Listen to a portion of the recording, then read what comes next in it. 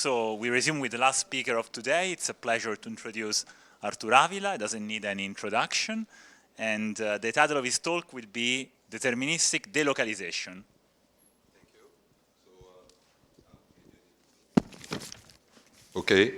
So it is, I was not scheduled to speak, but it was a good opportunity. I had dinner with José and Luna, and they took the opportunity. They said that they had a gap. They didn't know how to entertain people for the social program. It's too much time just to have drinks and food, and we could kind of wait a little bit, so I could do something to fill in the space. So, so this talk is about very simple objects in principle. So you should be able to all understand it. So I would look at some matrices, right? So they be square, right? For instance, maybe a little bit larger. Like for some reason they will be like this, ND to ND. But anyway, there is some square matrix, and they'll be symmetric. We'll be interested on, let us say, mainly the eigenvalues of the matrix, but the eigenvectors of the matrix, but also it will come into play the eigenvalues. But our interest on the eigenvalues, on the eigenvectors. So let's look at some one particular case of this matrix. Will be let's do n by n, and you could consider a diagonal matrix, right? And in this case, the eigenvalues are just the entries of the diagonal, and the eigenvectors are just the bases, the elements EU1 and so on. So it's a very trivial situation. And I'm really, for reasons that will be clear at some point, I'm interested not as general linear transformations and abstract space, at the basis fixed. So you really think about this as a matrix. So I'm not going to consider much more general than that. The only difference that I add, I consider a three-diagonal matrix. So there will be diagonal, will be many entries, and I will add just ones of diagonal and also zeros otherwise. So those are modeling the kind of matrix that I'll be interested on. And now the question is, how does typically the eigenfunctions of this matrix will look like? My interest would be on questions about, so originally the eigenvectors were just of the form 0, 0, 1, 0, 0. So they are concentrated on one value. So it has a very large peak somewhere. And after you introduce this little, imagine that I'm changing for just in those off-diagonal terms, it can change a lot the thing, and my interest in what is the quality of this peak. Does it still have a fairly large peak? Or there may be to be, it could be, I'm thinking about the orthonormal basis of eigenvalues. It could be up to size, a peak of size 1 over square root of n, for instance. So this, you could have, if all entries have the same size, they would be very low. So if big N is large, you could in principle have a low peak, but maybe exceptionally there could be a large peak still. Now, I state a theorem that, so that you see that the statements here are all very simple. So so this is a theorem that's proved with David DinAmicI.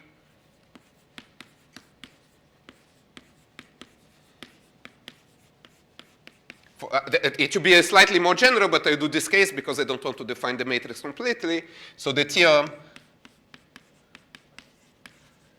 is about the stability of the, let's call this, when you have a peak that you have some kind of localized behavior, so the eigenfunction localized in some value, but, my question is whether the situation can be stable under perturbations. So the theorem is that it's not. So I'm interested in matrices, let's fix some size of the entries, right?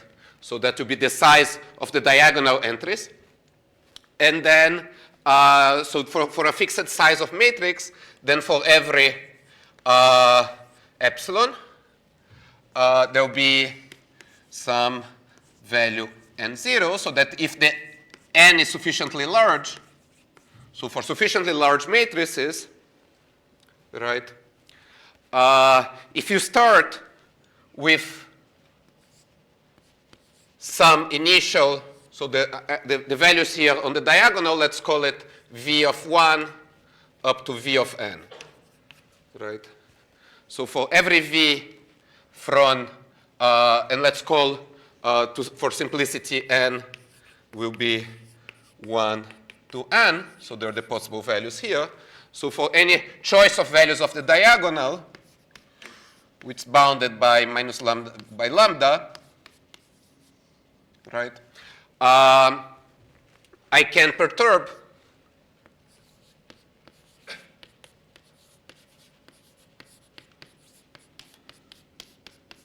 right? So it's a perturbation. So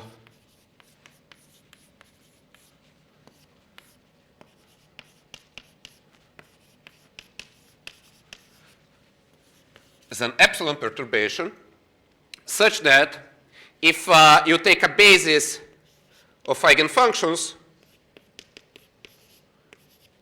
right, is an orthonormal basis,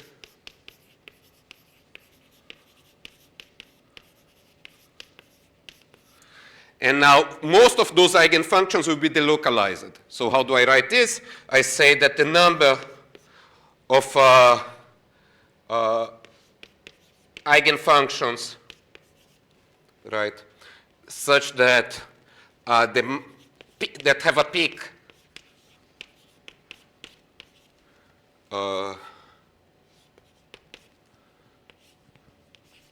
so a peak that's at least epsilon, so that are not too small, and then here is E, right? So the set of J's, the number of those eigenfunctions is small compared to the total number. So you have n eigenfunctions, but just a small fraction of them have large peak. So that's the theorem. Phi j is an orthonormal base of eigenfunctions, of eigenvectors, for W, for operator with W, with diagonal W. So perhaps it could be anything with V, but I can always perturb to get this delocalized situation. So if localization appears, then it should be, it is always unstable as long as your matrix are sufficiently large. So I can, even if I didn't look at you, I can imagine that it doesn't look very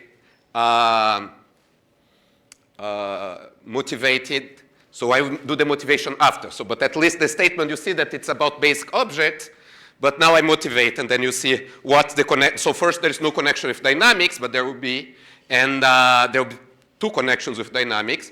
But there is, it fits into a very important setting. So I have to, but then I have to consider more complicated things. So let's discuss then, so quantum mechanics.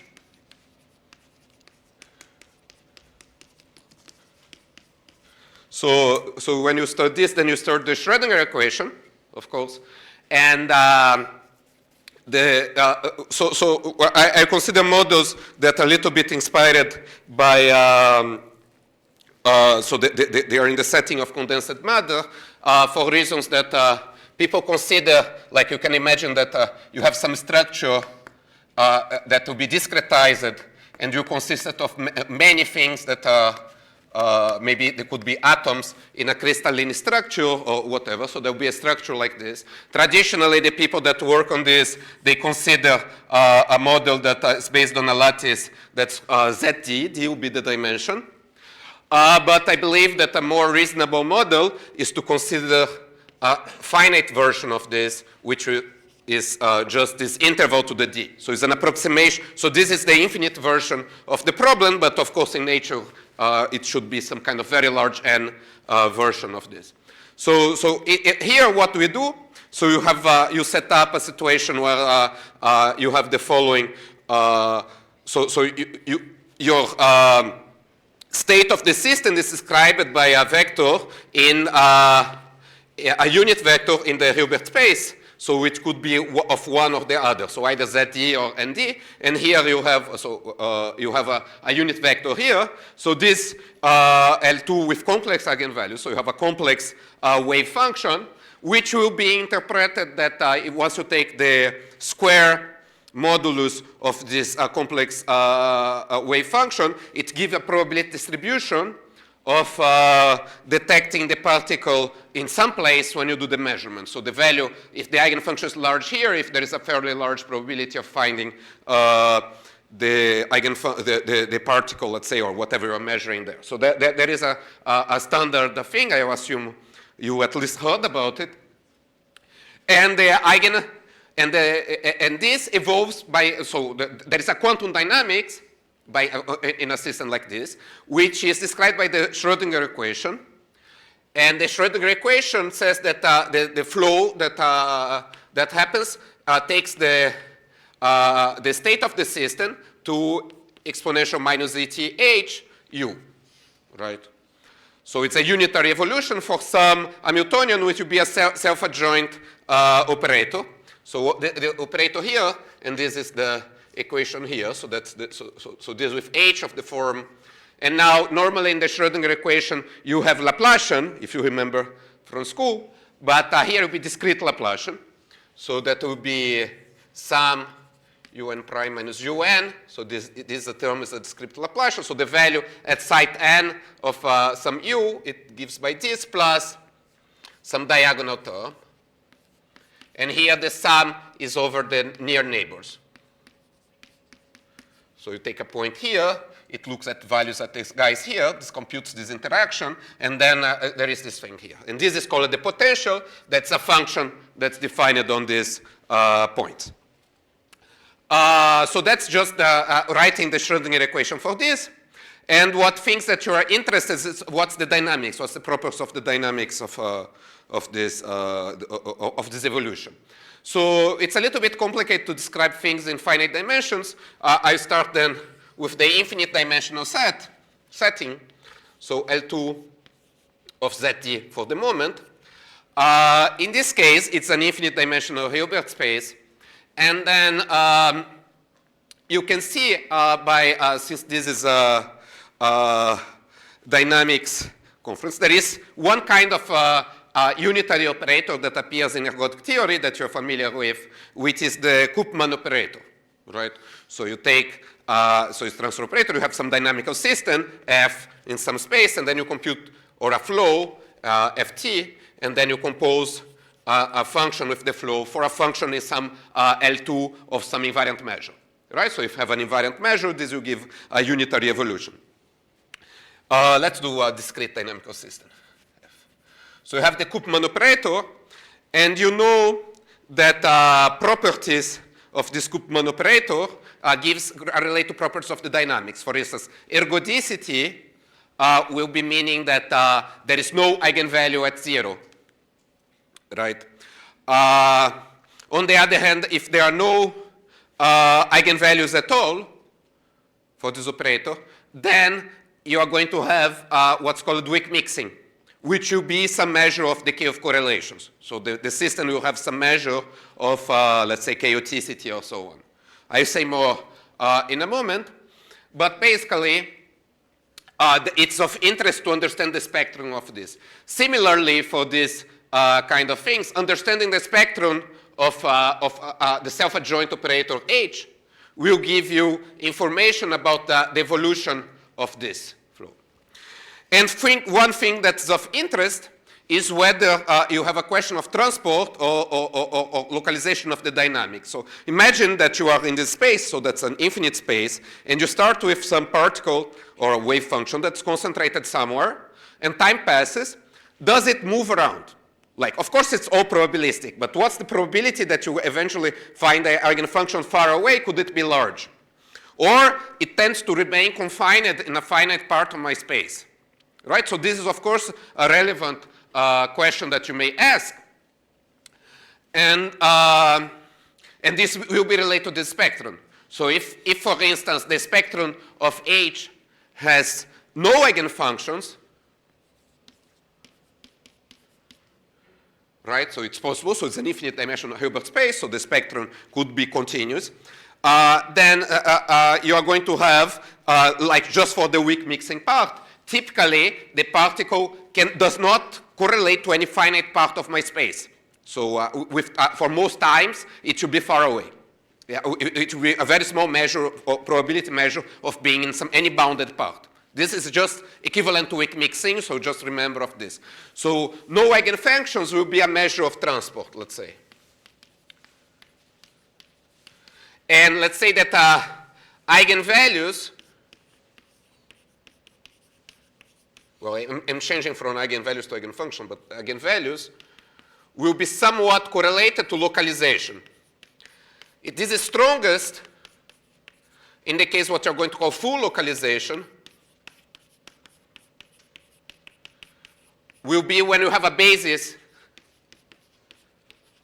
of eigenfunctions. So it could have a basis of eigenfunctions, and in this case, your dynamics will be quasi-periodic. So in fact, that it should be trivial. So this full localization implies that for every initial condition, the evolution, right, this orbit is precompact in the Hilbert space. So that's a non-trivial statement. The Hilbert space, of course, not as infinite dimensional, is known, but then the orbit of the wave function is precompact, and this means that the probability to find it for all times in a sufficiently large box will be like 1 minus epsilon. So there is no escape of mass at any times for away from to go far away. And then, so the so what happens that this will be, our orbit will be some compact half of the Hilbert space, and the dynamics here is almost periodic. So that's a general theory that applies, and the dynamics is very nice. So you see the interest for quantum dynamics. So such questions became studied widely with the work of Philip Anderson, who so there's the Anderson model. So Philip Anderson is a physicist who got the Nobel Prize, I don't remember when. So the Anderson model consists of the following situation. Imagine that you have some kind of material here, and he was interested in the case that maybe you add impurities to the material that you generate this potential, so you get a potential, but you don't have a lot of control on the nature of the impurities, so he models it as a random object. So to fix here, let's suppose that V then is obtained V of n is sampled in minus lambda lambda, let's say, IID independently identically distributed with respect to Lebesgue. So you just take Lebesgue distribution here, normalize it, and then you just sample independently at every site. And this would be a random model of impurities for your system. And then there are theorems and about that. So let's just say that so there are theorems that says the following. It's well understood for d equal to 1, right, that for every lambda, right, there exists for typical choice of V, for almost every choice, there exists, we have full localization.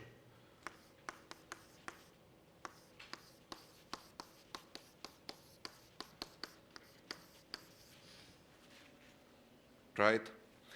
And now, for d bigger or equal than 2, what's known is that if you have a large potential, so you put a large impurities, it will block the movement of the particle. So for every lambda sufficiently large, there is full localization as well, right? But you need, for the proofs, you need large lambda.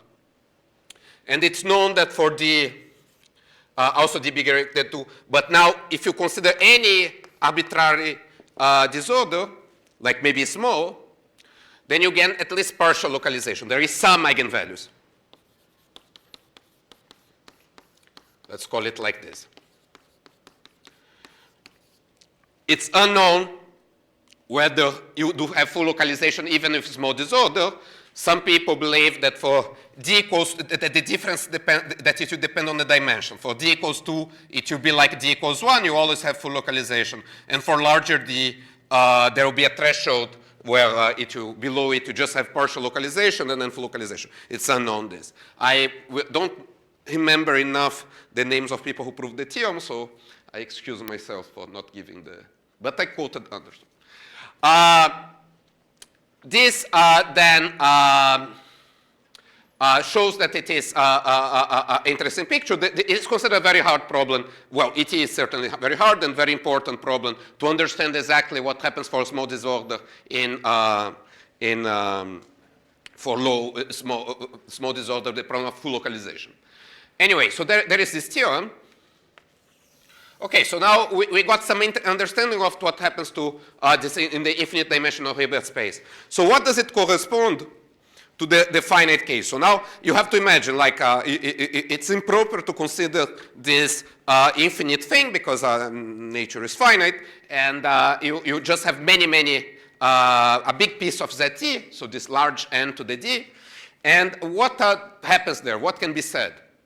Now, the proof of this theorem actually is normally done by working with very large piece of space, getting estimates for the operator restricted to some piece of space, and then you do in many pieces, and then you glue together the estimates to larger blocks. It's some kind of renormalization approach with scaled, in this case, mood scale analysis, where you pass from scale to scale by gluing estimates that you got in some scale, and then you try to see that you can do by induction until the end.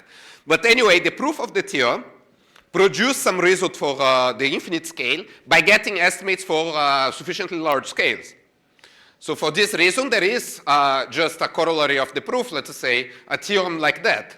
So which you say that,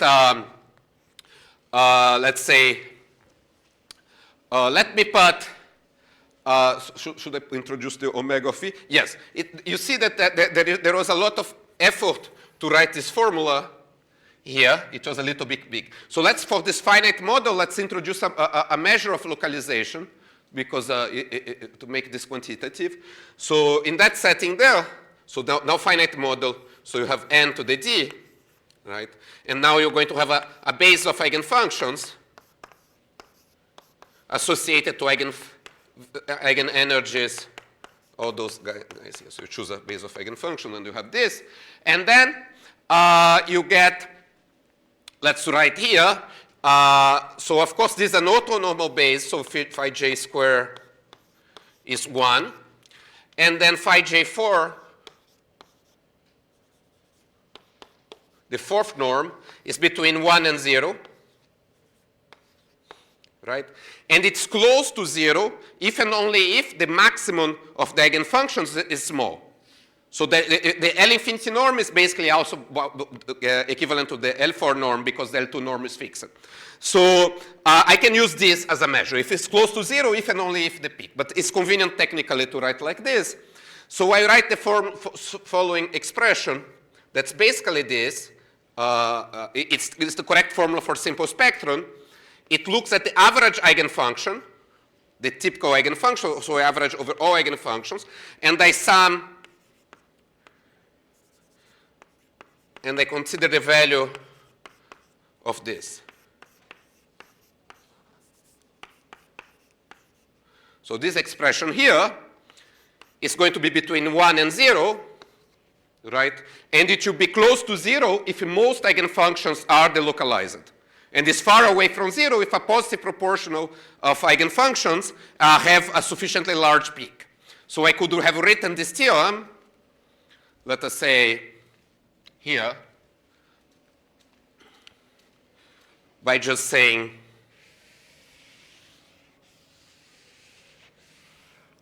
more shortly, like this.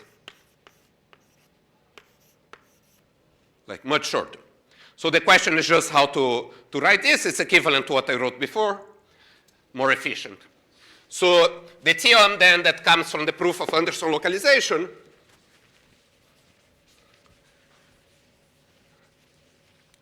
is that, so it should be a theorem, not mine, but just from the proof of that, that for every lambda bigger than 0, there exists, so you see it for arbitrarily large n can be large n, for most choice of the potential, for most v, in my space corresponding to the product measure, so it's sampled minus lambda lambda to the n to the d, and this is any dimension,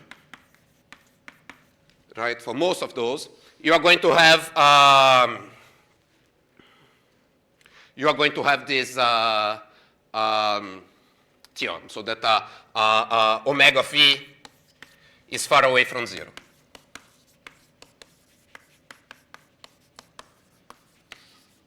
Meaning that as n goes to infinity, this doesn't go to 0, okay?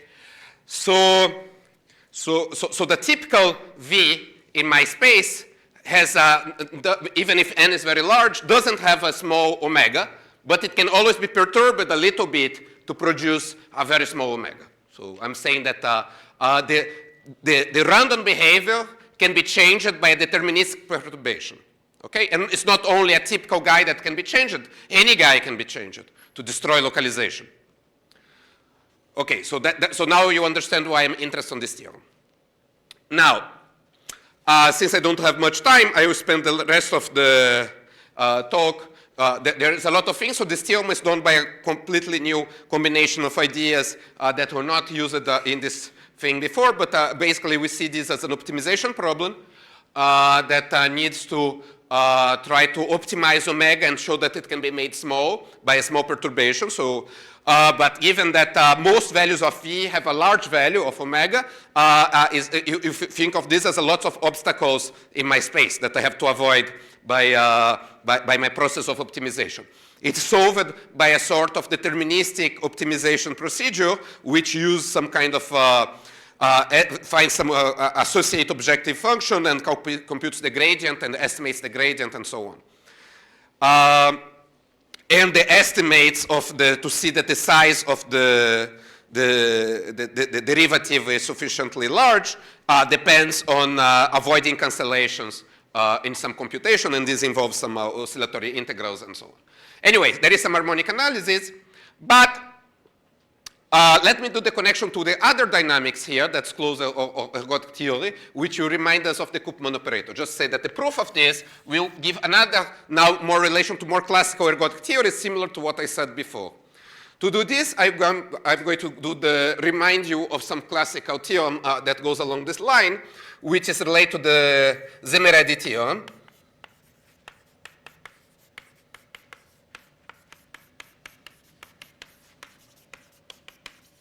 That's a theorem that looks like this, well, at least in having epsilons and n's. So there is, for every k, let's say bigger or equal than 1, there exists, for every epsilon bigger than 0, there exists n0 bigger or equal than 1, such that for every n bigger than n0, so for every large n, whenever you have a set in the interval 1 to n, which has at least epsilon n elements, so a set of fairly high density or positive density inside the interval with sufficiently large, then there exists A in X and B bigger or equal than 1, so that A plus B, A plus K minus 1B all belong to X. So this is an arithmetic progression of length K that's entirely contained in my set. So I can find arbitrarily large arithmetic progressions there. So this is a problem that motivation question originally held, maybe someone else, and originally was proved for K, it's trivial for K equals 2. It's for K equals 3 is already non-trivial as a theorem of Roth, and Zemeredi proved it in succession for K equals 4, and then for all K, final proof for the beginning of 70s.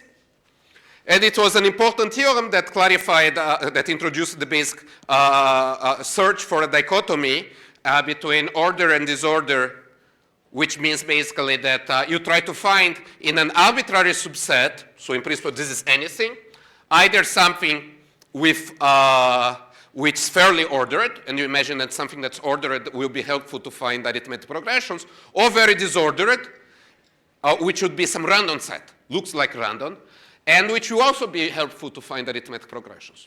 Why? I will show it in a different way. Why randomness helps, I will find it seen by a different way. But it was very important to do this. However, the proof was a little bit complicated for us at the time. But then it was simplified, at least for dynamicists, by Furstenberg, so to make it something that we can understand. So Furstenberg introduced the Furstenberg correspondence principle.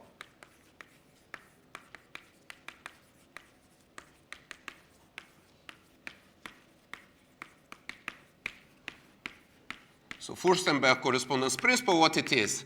It's a way to associate to a theorem that looks like this, a theorem that has a completely different look, which relates to dynamics and a good theorem. And so naturally an infinite, dealing with infinite objects. So what's the theorem that corresponds to this? So it is a dynamical theorem. So there is a dynamics, which F is just a homeomorphism of a compact metric space. There is an invariant probability measure. It's invariant. And there is a set that's measurable of size x, bigger or equal than epsilon. This is the corresponding to the set x. And then the theorem says that then there exists B with the property that x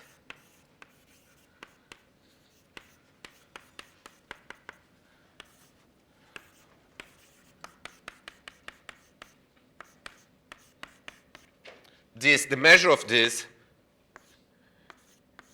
is positive. So this theorem is a theorem of multiple recurrence. The fact that this holds, let's say, for two guys like this, just one thing. This is the Poincaré recurrence theorem that we all learn. But this theorem is also valid. It's called the multiple recurrence theorem, but this is due to Furstenberg. And the point is that if you know how to prove this theorem, then it's kind of trivial to prove that theorem. Like there is the correspondence principle this. It gives a translation between two statements that you can go easily from one to the other. It's also true that you can do reverse way. But normally it's easier to do the ergodic theory version. So he did this. And then with this, and then the proof is interesting because it clarifies again this dichotomy of disorder and order, but it is in a way that you can understand. So basically, similar to what you had, he considers the Koopman operator. So you consider the Koopman operator, so it's just a unitary operator on the Hilbert space, L2 of me. And let's consider two cases. So there is a basis of eigenvalues, right? Or there are no eigenvalues. And then you try to interpolate. So this will be order, and this will be disorder. Why? If you have basis of eigenvalues, your dynamics is known to be almost periodic, right? You can decompose over the eigenvalues, and similar to what I said before about almost periodicity, you get, so the dynamics is measurably equivalent to a translation on a compact group. And a translation on a compact group is rigid in the sense that I iterate that close to the identity. So I can take B here, so F to the B is close to the identity, and this intersection here is basically X. And the measure here is bigger than epsilon, minus a little thing. So then it's trivial in this case. You can find some B's. And when there are no eigenvalues, he proved that, so this gives the case of weak mixing. So he proved in general that weak mixing implies multiple weak mixing. It's an interesting theorem. It's surprisingly simple. Well, maybe you think not much immediately of this, but when you hear that we still don't know whether mixing implies multiple mixing, you care more about that. But he managed to prove. It was, he created the whole theory and proved that. And this means that those events here, at least for most of the B's, they are basically independent. So there is the correlation, but multiple decorrelation on this. So if this has measured at least epsilon, this will have, at least for most b, measure about epsilon to the k. Not only bound, it's exactly measure of x to the k, which is bigger than 0. So in both cases, it's done. And then there is an interpolation that's unfortunately a little bit more complicated than I could explain here, but this is the basic idea that also has this dichotomy. So now I don't want to be too involved, but so there is a theorem that's related to the infinite system that comes here. So there is a correspondence principle that gives you also a theorem about this, which is the following. So what's the theorem that corresponds to this? So it's a theorem related to ergodic Schrödinger operators. It's a particular choice in ZT. Now you are in ZT, and you produce potentials using dynamics. So what's the data? There is some dynamics that I write like this. Why do I write n? Because now n is an element of ZT. I need an action of ZT in this case because I'm working on multiple dimensions. So Fn, so I have this dynamics, and I have an invariant measure, right? And now to each x, so I sample x according to this invariant measure, and I produce a potential, which is a function from ZT to R. How? I need also a small v here, which will be a continuous function from k to r, continuous. So given this data, I produce this by doing Vx of n is just V of Fn of x. This is the recipe. So these potentials that come from this in this way are called, so this produces a measured family of potentials because it is, the measure is here, right? So I have a measure on the space of V's. And these potentials, families of potentials that come in this way are called ergodic potentials. Now, so you have this, and many things can happen here. I can put any dynamics here. I could put, for instance, quasi-periodic dynamics. I could put any dynamics that I feel. Even by putting d equals 1, I get all dynamical systems that we usually work with. I could take a random case, like k could be minus lambda lambda to the zt. Fn could be the shift. And me could be the product of Lebesgue. If I do this produces the Anderson model. I need to put V of x is equal to x0. It's just a projection first coordinate for my sampling function here. And this produces Anderson model. So many things that I discussed before are included in this setup, the ergodic setup in particular. But it's much more general. And so I have a theorem about that. So theorem, right? So given any, so data is Fn from k to k, right? Me is anything. And now the theorem is that for Bell generic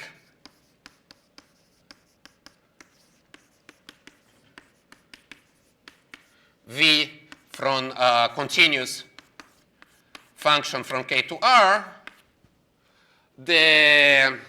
for me almost every potential, so this measured family of potentials, the Vx, the operator associated to this Vx, let's write like this, has no eigenfunctions. So there is full delocalization, there's no eigenfunction at all for this guy, for this. So the typical behavior is this. So this theorem implies in a few lines this theorem. And I could do the reverse, but this is harder to do it just by hand. So it's easier is to go to the ergodic setup and come here. And let me say that in proving this, just to conclude, because apparently I was given, I should finish in 3 minutes, the idea of the proof involves, or how many minutes? 12, actually. Ah, okay, so I can bother you a little bit more. Alejandro is very happy. So let me say that in the proof, there is an optimization thing, and I need to deal with eigenfunctions and change eigenfunctions, change the peaks and so on. So I have to understand how they change. And when you change the eigenfunctions, the eigenvalues change as well. So actually, I have to deal with the eigenfunctions and the eigenvalues at the same time. And there is a guiding idea that in the end is not used, but takes us in the right direction, is that when you have an isolated eigenvalue, everything moves very smooth. So if you move anything related to this eigenvalue, we move persistently smoothly in a big neighborhood. So if it's epsilon far away from all other eigenvalues, then there will be an epsilon neighborhood where basically I cannot do anything drastic. So eigenvalues that are isolated, they are kind of bad to make changes. On the other hand, there are many eigenvalues, and many of them will be together. So this is not going to be a problem if I'm interested in most eigenfunctions. Now, if I consider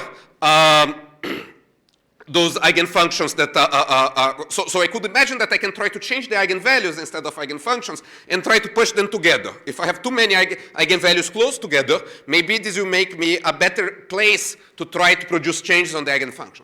So this leads me to consider how the eigenvalues change. So this is a lucky guess, let us say. And then I need to consider this basic situation. So I have eigenvalues E1. Let's assume the spectrum is simple so that there is no doubt about what I'm doing.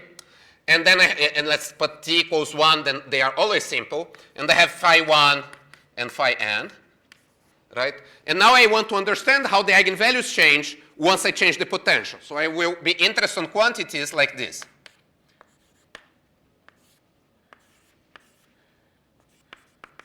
So when I change the potential just at the site I, what's the effect on the eigenvalue Ej? Well, there is a formula. So there's so-called Hellman-Feynman formula.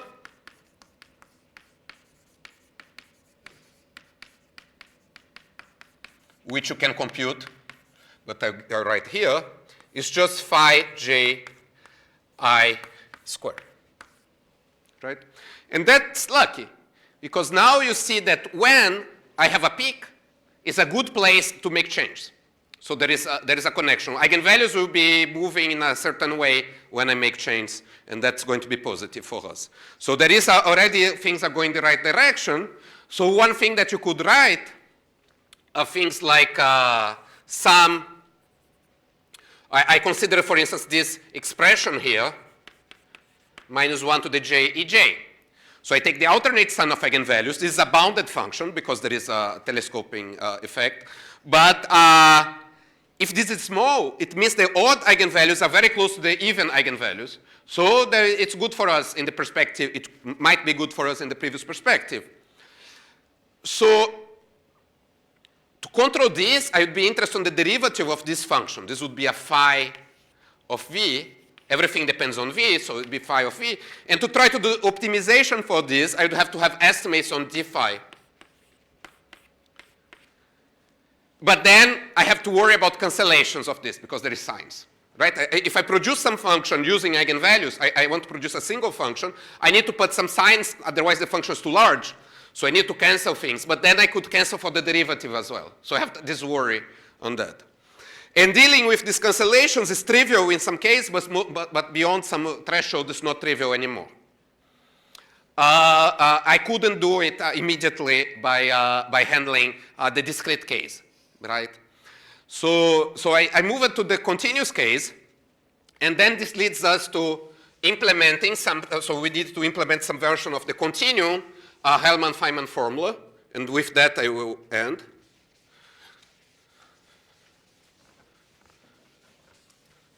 So it should be a Hellman-Feynman formula that is adapted to the ergodic setup, right? What's the problem of the ergodic setup? The spectrum is continuous now.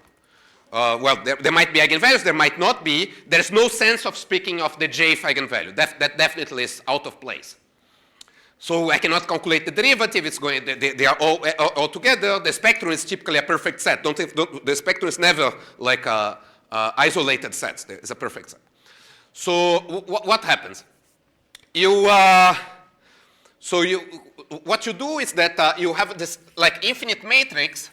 You cannot count the eigenvalues, but I can do continuous counting of the eigenvalues. There is a procedure that's to produce the following. I look at kind of truncations of my infinite operator. I truncate in a very large box, and then I have finitely many eigenvalues. And I let the set of the size of the box go to infinity, and then I get a distribution of the eigenvalues. In the ergodic setup, it's basically a consequence of the ergodic theorem that there exists a limit distribution of this. So there's a so-called integrated density of states. It's the limit distribution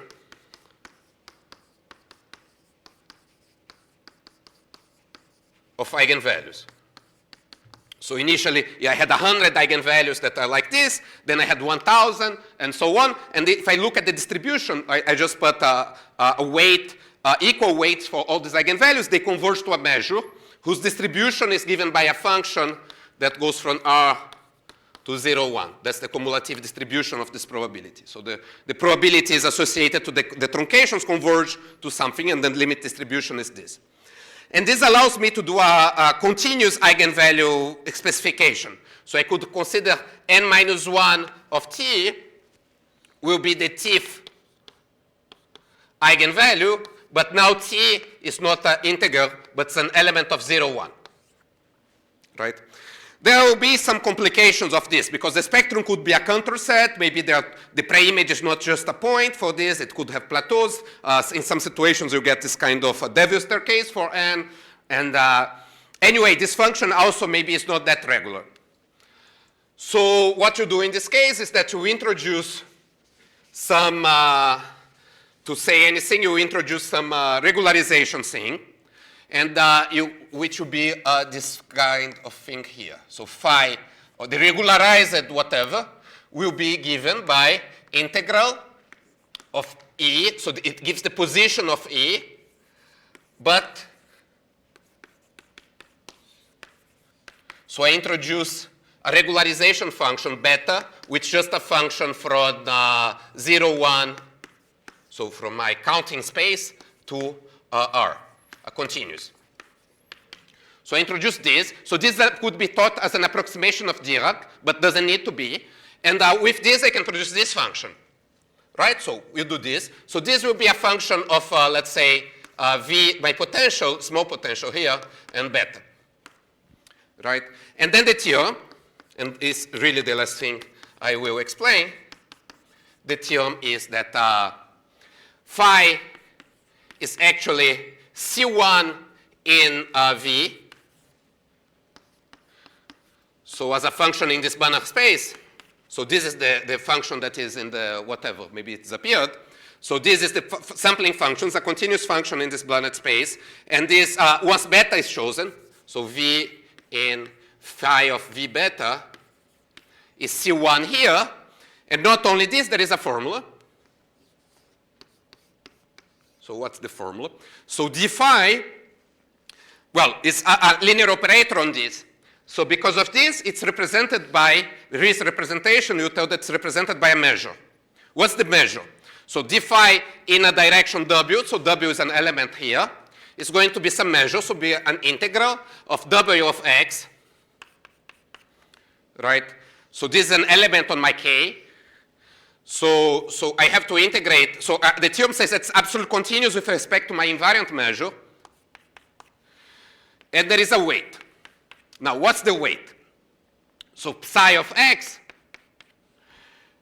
is equal to the integral of beta n to the e.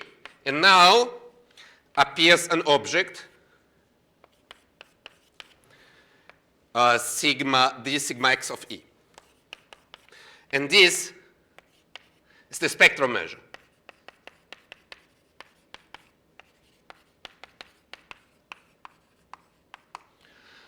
So the spectrum measure, what you just need to know is that if you have eigenvalues, this has atoms.